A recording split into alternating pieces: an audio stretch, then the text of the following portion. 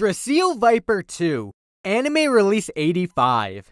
This is Max Tate's 5th Beyblade in the original series, arguably one of the worst V2 Beyblades released.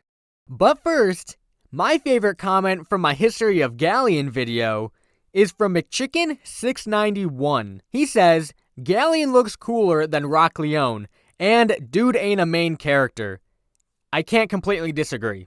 For those who don't know, Draciel is a line of defensive Beyblades, and V2 is no exception to that. Evolving from Draciel Viper, V2 is the third to last Beyblade in the series that Max owns. The first thing you'll probably notice about V2 is that it completely breaks the design of every other Draciel before or after. It drops the box-like protrusions along with the star designs for the attack ring to take on, honestly, a shape that is more relatable to defense or even the shape of a turtle shell, but obviously the shape didn't last in the series. This attack ring is called Strike Turtle. It features 3 small protrusions that could be considered the shell of Draciel, which are followed behind the head that are on parallel sides. The concept for the attack ring is actually pretty smart. It really shows off the motif of Draciel, more similar to a Dragoon or Dronzer, compared to the original Draciels that, personally, I didn't even know were showing off turtle heads on all those protrusions. Did you? We're introduced to Max's new Beyblade in episode 47 of the V-Force anime. The Blade Breakers are in the World Championship semifinals, which are a tag team format.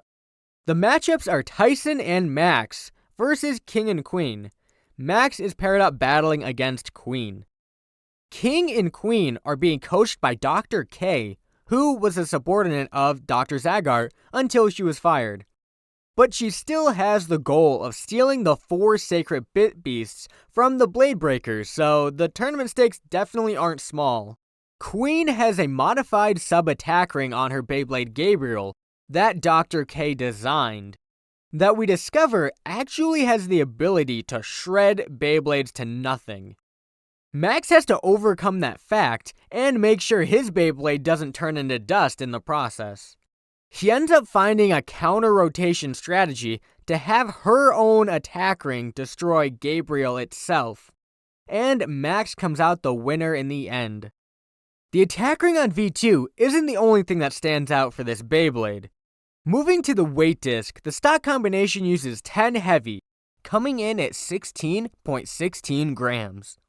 Paired with the Neo right spin gear, the same gear we saw on Dragoon V2, but obviously this spins to the right instead. These two are pretty generic parts, no gimmicks attached. And finally, the blade base, switch metal ball base. The main feature of this blade base are the rotatable metal balls that are fused inside the blade base, similar to its predecessor, Draciel Viper. Personally, I wouldn't even refer to this as a gimmick, due to it having minimal effect on the bay itself. There are a couple more pieces that are removable from the blade base. They come with 2 pieces called fintection. These can be used in 4 different ways. You can use them parallel to the clips, over the clips, or in 2 different directions in either of those modes. And finally, the tip of the blade base is definitely nothing special. A tall, round spike that really just looks out of place. Not really sure what they were going for with this entire design of the Beyblade. Coming from Draciel Viper, they cut almost 10 grams of weight off of this Beyblade. Viper comes in at 43 grams, and V2 comes in at 35.69 grams. It just seems like it was built on a budget, or Draciel went on a diet. I don't know. It's a really weird motif. I don't have a Gabriel, but I do have a Trigger Guardian with the same free spin attack ring as Gabriel does in the anime, so we'll put him up against Draciel V2 and see what happens. These are some pretty fast-paced battles. The battle axe on a Beyblade launcher is not really helping itself out in any battle, let alone against Draciel V2. Especially in a moving stadium.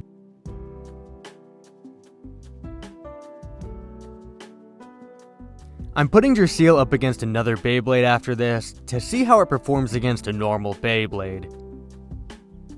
They should be some good battles, but obviously Draciel didn't really struggle against this Guardian Trigger.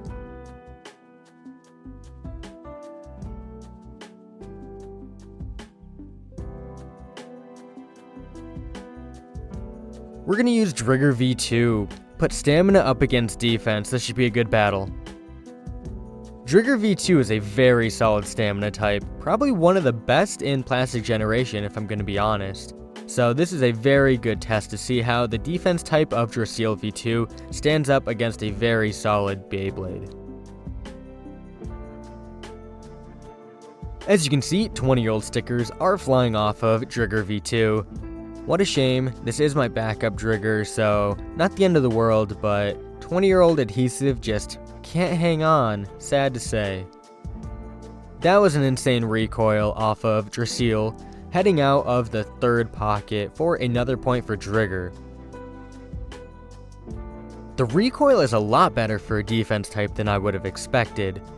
Gotta give it credit that it can do some nice smash attacks if it gets the right angle.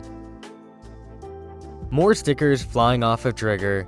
They'll never make their way back onto the Beyblade, but I just feel so weird throwing out the stickers that originally came on the Beyblade because I will need to buy new stickers eventually, but who knows when that'll happen. Will Trigger just walk through this battle, or will Draciel put up an actual fight? I don't know. We'll have to see.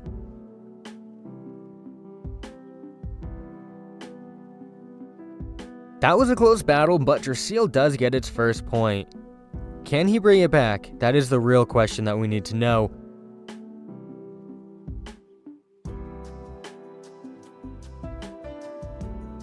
With a hit like that, anything is possible. Draciel's still in the stadium, so he gets that point, but Trigger flew out and lost another sticker, of course. This could be it. Will Trigger finish it in one final blow? Or will Draciel have a rebuttal? It doesn't look like Draciel has a rebuttal, and Trigger V2 wins. 5-2. At least it was better. There are good and bad aspects to Draciel V2. I like what they tried to do with the overall design, putting a more full figure on the attack ring to make it really say this is a Draciel Beyblade, but I think it was just way too late in the series and it didn't turn out as well as people were expecting. It does good in battle, but overall I don't think it is what I would like for a Draciel Beyblade. The blade base seems like they just kind of rushed it. They said we needed metal balls on it, so let's make them rotate and give it a spike to balance on. That's pretty much the vibe I get from Draciel V2. I bet you don't know anything about the Beyblade that's on screen now. Click that playlist to find out more. It feels like it's Super Saiyan 4 Goku. It's a storyline that makes sense, but they just decided to wipe it from history and go back to the original design. Thank you guys so much for watching. Take care. Peace.